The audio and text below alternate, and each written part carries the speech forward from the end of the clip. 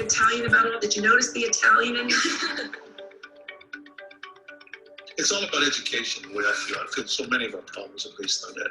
The truth and the real way that things go on sometimes are more fascinating to me, or are more fascinating than the fictional shows that you show. Without question, many years ago, and I had to work with real homicide detectives in the city of Baltimore.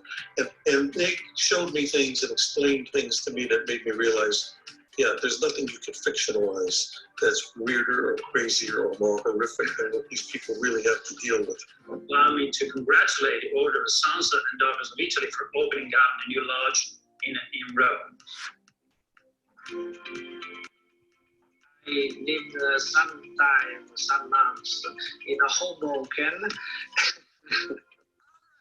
Core business is to provide services to Italian nationals. I didn't know that there were Italian Americans in America. For me, America was made of Americans people. I thought, because where I was raised, that the Catholic Church was really tiny.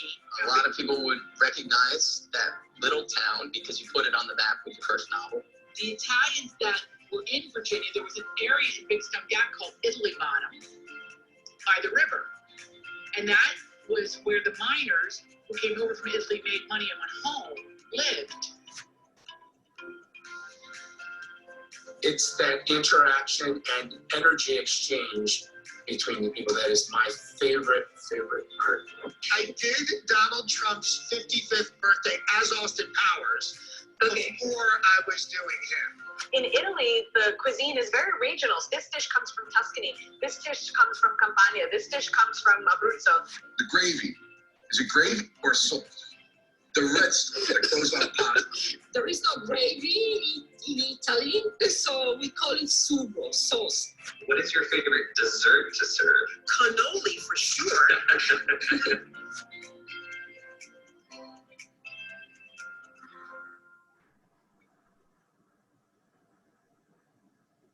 All right, well, welcome to season 2 of OSDIA Facebook Live. I am Lisa Marie Falvo, zooming in from New Jersey. Joining me here today is Mary from, where are you zooming in from today, Mary? I'm in Ohio. You're in Ohio today, all right.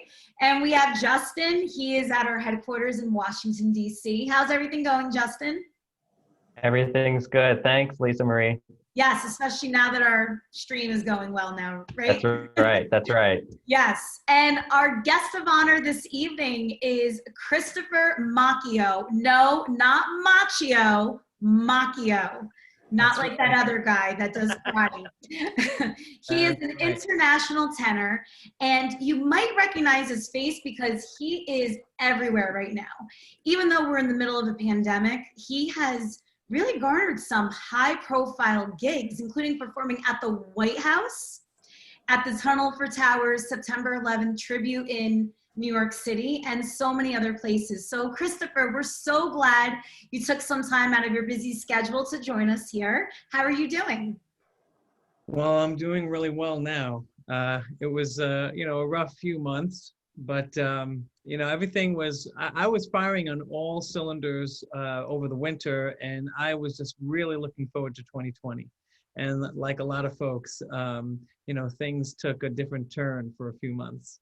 And so I went from singing to doing yoga for about 3 or 4 months, and lost a few of the customary, tenor pounds that I had put on at all these fancy events we end up singing at.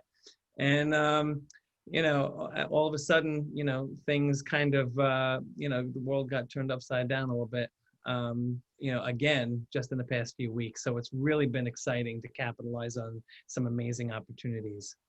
Yeah, well, let's start at the beginning for you, because I am assuming that you had to hone your craft and your voice, but part of it is genetics and you were born with it. So when did you realize you had the gifts? Okay, so yeah, I am a believer in, genetics from the standpoint that we are, each of us, endowed with gifts from God that we in turn have an obligation to share. And I was, blessed with a voice, but I have to tell you that I kept it secret. I kept it secret because, believe it or not, I was a real introverted nerd when I was a kid, and I just wanted to be left alone and, left to my own devices in the library reading books. As unexciting as that sounds, that was really my life for the first, 15 years or so. And all of a sudden, my chorus teacher, a class, by the way, I only took to satisfy a Regents diploma requirement in New York State. And I guess that's part of the rationale of that requirement, because I took chorus, had to give up an AP credit in order to do it. And about halfway through the year, he asked each of us to sing by ourselves. And I was scared to death to sing in front of anybody. Even though I knew I had this little secret that I could sing okay, I thought it was okay. But okay voice, I can carry a tune. But I was scared to death to sing in front of anybody. And so he said, well, you're going to have to do it. Everyone else is doing it. And I said, well, I'm not. So you want to fail me? Throw me out. Do what you got to do. And the class left at the end of class, and that was when he made me do it. And he said, oh my God, I've been teaching 30 years. I've never heard anybody with a voice like this. And it was at that moment, he looked me in the eye and he said, what exactly do you plan to do with your life? And I said, well, I think I'll be a physician or an attorney. And he just looked at me and he said, you have got a gift that you have an obligation to share with the world. And it was that precise moment that changed the entire trajectory of my life. Wow. So yeah, so you were definitely born with it, but growing up in an Italian household, I'm sure that greatly influenced you as well. Well, I think a lot of us, come to an awareness that growing up in an Italian household, you're imbued with a sense of family, warmth, emotional demonstrativeness. And so I think I always had those things. And I just when outside the context of my family, I would just kind of keep them inside. And, a huge part of my journey as an artist over the last 10 years that I've had an active career has been from, transitioning from giving recitals and being a very uptight, stiff opera singer to connecting with the audience on a deeper level, on a more intimate level. And there's no question that having that Italian-American familial sensibility is really a great, tremendous asset in achieving that. And it's such a tool to use when you're connecting with an audience. And they feel that. And just for those 60 minutes or 90 minutes, everyone in the room feels like they're a little bit Italian and that they're a little bit of family with everybody else that's sitting in the room. And that is just such a warm, amazing, just a vibe to facilitate. So I'm really fortunate to be able to participate in that. Where do your Italian roots come from? Well, my father's side, the Macchio side, is actually from Genoa in the north. Of course, our celebrated figure, Christopher Columbus, of course, also from Genoa. And then my mother's side is a Calabrese, a little tiny town, Carole, outside Cosenza in Calabria. So I've got the north and the south, polarity going on. Yeah, well, you got the best of both worlds. I'm half myself, so I can vouch for that. Oh, okay. Yep. Mary, any questions? Yes, well, first, thank you for talking with us this evening.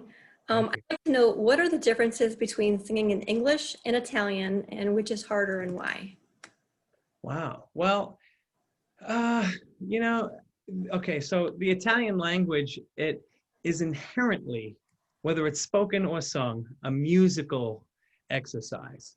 So the language itself is essentially doing half the work for you, I think. It's intrinsically musical, and the audience feels that even when they don't understand exactly what you're saying.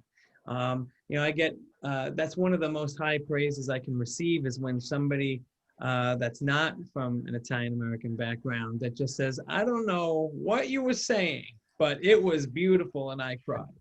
So that to happen, I think it's as a singer, as a performer, it's easier for me to make that happen sometimes, with the Italian language.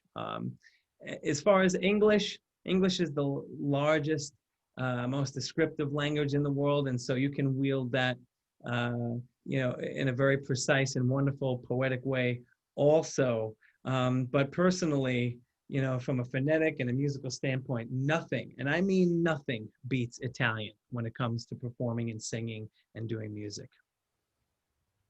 That's awesome. Well, we touched upon your most recent notable performances, but I mean, you've had such a career, Christopher. I mean, my God. Yeah, well, I have to tell you, it goes up and down, and like, whether you're a Hollywood star or you're, just a Grammy Award winning, musician, you have your ups and downs. And for me, it's definitely just been such a journey of personal discovery and growth these last few years. And I've had wonderful experiences, and often they lead to certain things, but not always in the way that you expect. It's not necessarily like a linear, okay, I got this opportunity and it immediately led to this opportunity, and then boom, boom, boom, boom. Sometimes God, has other plans for us. And something that you did 3-4 years ago can all of a sudden circle back to you in a way that you didn't quite expect. And I think that that's such a wonderful and beautiful element of life's journey, and of God's plans for all of us, for each of us, to contribute to the world with the gifts that He's given us. So it's really been an amazing thing. I started out with a PBS television special, Bellaria, live from Las Vegas, and that was an amazing experience.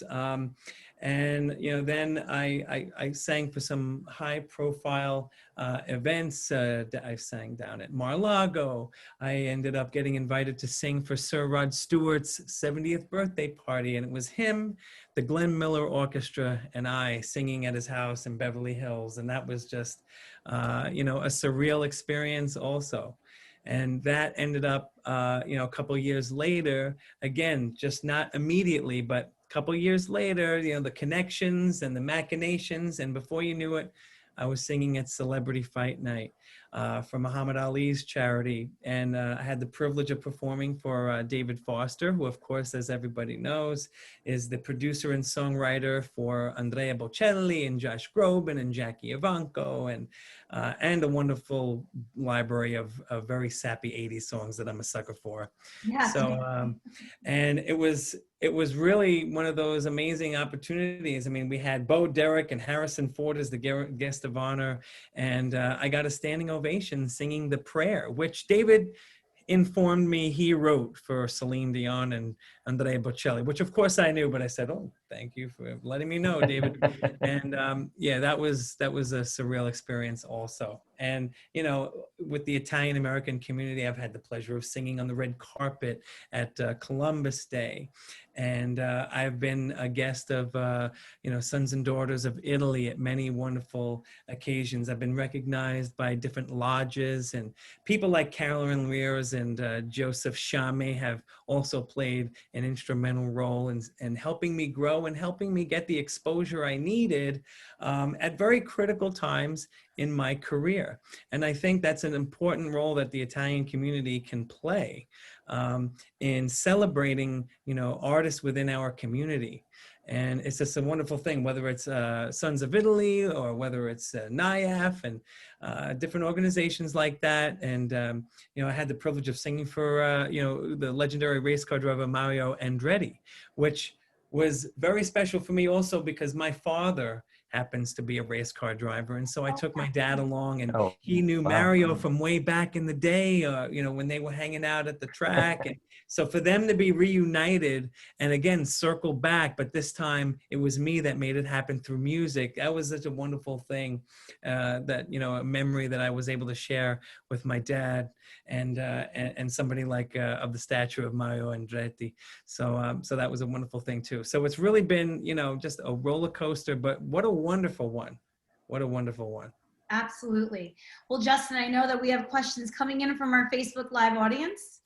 We absolutely do. And one of the names you mentioned, Carolyn Rears, is watching, and she wanted to write in. And as many of our viewers will know, you're also a member of a trio called the New York Tenors. And Carolyn wanted to know if, in view of the COVID restrictions, are there any plans for a concert for the New York Tenors in the works?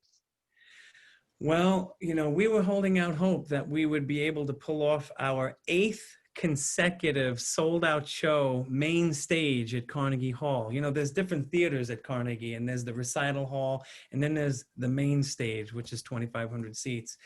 We've been very privileged to sell it out for 7 years in a row. Wow. This would have been our 8th, but because of restrictions in place, by the administration in the city, in New York City, we weren't able to do it this year. Same thing with our planned show at Lincoln Center. So I think right now there is a New York Tenors show still on the books. So hopefully, we'll be able to pull this off in Avenel. It's Avenel, New Jersey. It's just, I think, southwest of the city. So get your tickets now. Avenel, New Jersey, New York Tenors. It's going to be October 29th, 30th, 31st, and maybe November 1st. It's that weekend. So that is the next New York Tenors. Halloween weekend. Basically, yeah. I guess I'm going to miss out on trick-or-treating this year. Well, we all are, though. I think we all are. Oh, yeah, you're not allowed. You're not allowed to trick-or-treat. I forgot. Okay, so there you go. So I'm not missing out then. All right, I'll have to dress up as like the Phantom of the Opera, since it will be Halloween when we're on stage. So, is the concert indoor or outdoor? Oh, this is going to be an indoor one. Wow. So we're not even sure exactly if the 50-person limitation is still going to be in effect at that time or what. I mean, who knows? If we get creative, we could just do it in the parking lot. I've got the equipment. I've got really high-end stuff. So, we could do whatever we got to do to make it work. I'm one of these the show must go on kind of folks. So whatever we have to do, we can do. But it's such a great experience singing with these. It's me and Daniel Rodriguez, who is the singing policeman from 9/11, and Andy Cooney, who is Irish tenor, and he's really good Catholic as well. And we just have a ball together. The Puerto Rican, the Latin community, the Italian American community, and the Irish American community coming together to celebrate our respective cultures through music. It's a wonderful thing. That is beautiful. Wow. That's New York in a trio, isn't it? That's exactly the concept. Exactly right. Justin, do we have anything else? Yeah, well, Bob Bianchi wrote in and was wondering if, we've seen a lot of artists kind of go and do virtual concerts. Is that something that you personally or the New York Tenors have kind of thought about or are looking forward to doing? Or Yeah, so I did a 4th of July thing. And I bought about $4,000 of, really great equipment. And of course, about 10 minutes before I was, putting the live show out, it all went haywire and I couldn't get the stream to work. So I ended up fiddling live on the air with all this stuff. And I did it old school. I ended up just singing with a speaker in the corner of the room and hoping that the microphone on the iPhone picked it up, which I could have done before I spent the $4,000. But once everything, was, once I made my peace with that, it was a great show and everybody loved it. I don't have any immediate plans to do, more live stuff because, to be honest, I've just been so busy with, after the whole thing with the White House and, I've been contacted by the diocese because really a lot of the media had characterized it as the most Catholic moment in American history. And singing Ave Maria off the south portico of the White House, it was just really great moment for me to kind of, represent my faith and, in front of the nation and in front of the world. And so, the kind of exposure, I mean, I've been on the phone with bishops and all kinds of, trying to put things together for next year because, this year is pretty much, no one quite knows what's going to happen. So the safe bet is to put things together for next year. So, right. I really, my voice, forget singing. I was losing my voice just being on the phone, all day and night. Oh my gosh. Yeah. People coming out of the woodwork and just to express their heartfelt appreciation for, what they saw and, everything I do. I was so tired by the time I was put on television for the second time at 11:30 at night. And I got to tell you, our keyboardist for the event was John Kane from Journey. And, you know, he wrote all the songs of that legendary 80s and 90s group. And I didn't know that he was such a devoted Christian. And before I went out there, I said, John, you know, we sang 3 hours rehearsal today, and I just sang at 8 o'clock. Now it's 11:30. I'm shocked. We prayed to the Virgin Mary, and right before I sung, right before I did Ave Maria, and you know, I think that that's what got me through. And you know, the closer, the more open I've been, you know, and embracing our culture and our faith, the more blessings have come my way. And so right now, it's just been a whirlwind to capitalize on all of this on so many different levels. And again, it's just humbling and a real privilege to be able to engage in these discussions at this point and take my career, you know, to the, you know, up 5 levels, I would say. I can't even say the next level. It's going up 5 levels, and I thank God every day. I couldn't be more serious about that. That's beautiful that you are such, not only a devout Italian, but a devout Catholic too. That's really special. Absolutely. Mary, what do you have? Do you have a vocal secret that you can share with us? Like how you warm up or? Oh, well, the number one secret is what you alluded to earlier. Have good genes, folks. Have good genes. That's the number one thing. After, you know, I went to music school, Manhattan School of Music, to study. And, you know, a lot of these kids had stage moms. They, unlike me, who discovered his voice at 16, they had been studying and singing since they were 5 years old, and mommy's pushing them out on stage. And at the end of the day, their parents spent $160,000, you know, and now they're accountants and they're doing web design. So that's the number one thing is to just have that gift from God. And if it's not singing, find out what it is and use it, you know, because you'll be able to put all of your soul and all of your passion into it. That's number one. Number two is like what I just said. Once you do have that voice, put your passion into it, put your heart into it. Even Jimmy Durante, another wonderful Italian-American artist, said, it's gotta come from the heart. And nothing could be more true. That is the secret, because people will resonate with that. They will connect with you on a much more deep level if you are authentic with them, if you are real with them, and you just show them what's in your heart. Because it's not about you. It's not about your voice. It's not about the technique. The number one thing is just you're showing love to them. This is their opportunity. This is their show. It's for them. It's not for you. It's not about you. It's about them, and it's for them. And that is the number one thing, okay? And then it doesn't hurt to have a little bit of Manuka honey in your tea, okay? I have to say that, okay? I know, I can only imagine, because like, you know, you're not singing pop, right? I mean, I'm sure there's a different art and science. Oh yeah. Singing opera. I mean, your voice just booms. Well, and I'm very lucky, because a lot of the people that do opera and that are trained for opera, they don't always have an easy time switching gears. I happen to be fortunate. I have a very flexible voice, and I can kind of cover a lot of bases. I focus on the opera because it's such an elevated art form. It's such a refined and rarefied art form. And it's easier to get the point across that this guy is the real deal.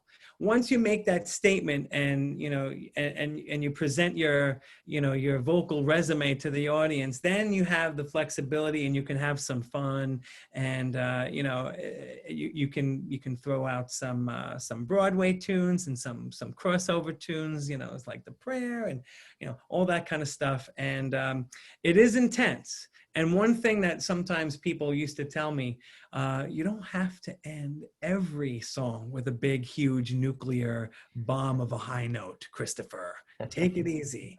So I've tried to, you know, to take that advice, and you know, my career will probably last a little longer if I take that advice. So. Well, this was so much fun. We don't want to wear out your voice too much here tonight. So we're going to end it here, but you were amazing. But before we go, Mary, I know, Christopher, you were singing the praises, no pun intended, of the Sons of Italy. And Mary is going to tell us how you can join our wonderful organization. So real quick, if you would like to follow us, we're on a number of social media platforms: Facebook, Twitter, Instagram, YouTube. LinkedIn, and Pinterest. If you're interested in joining the organization, you can join at osdia.org. And if you have any questions, you can email the national office at osdia.org as well. Perfect. Well, thank you very much, Christopher. Where can people find out more about you? And if they're in the New York, New Jersey area, where can they buy tickets to your shows?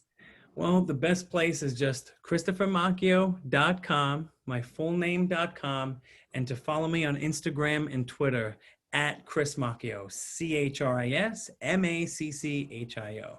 Those are the best ways: Facebook, Instagram, and Twitter. Great. Well, thank you so much. We look forward to seeing what's next for you. Thank you so much. And thank you guys for what you do to promote our Italian-American culture. We are really the people who gave birth to Western civilization itself. And we can't let anybody forget that. Absolutely. Well, that's what we're here for. So thank you so much for furthering our mission. Mary, Justin, thank you so much. We'll see you next week. Thank and you. thank you for watching. Enjoy the rest of your night.